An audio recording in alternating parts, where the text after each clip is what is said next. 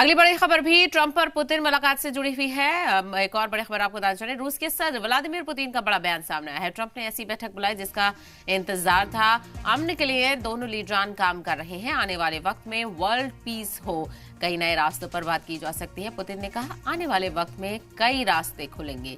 तो एक तरफ इस मीटिंग को और दीगर लिहाज से मुस्बत कहा जा रहा है कि ये मीटिंग बुलाई गई है, इसका इंतजार था। अमन के लिए दोनों लीडरान काम कर रहे हैं, यानी बैनुल-अक़वामी सतह पर अमन कैसे बनाया जाए और वर्ल्ड पीस के लिए यानी पूरी दुनिया में किस तरह से अमन कायम हो, इसको लेकर दोनों लीडरान के बीच चर्चा की बात कही गई। तो ट्रंप पुतिन मुलाकात से जुड़ी बड़ी खबर आपको एक और बताते चलें, जिसमें पुतिन का मुस्बत बयान सामने आया है। रूस के सदर व्लादिमीर पुतिन ने बड़ा बयान दिया।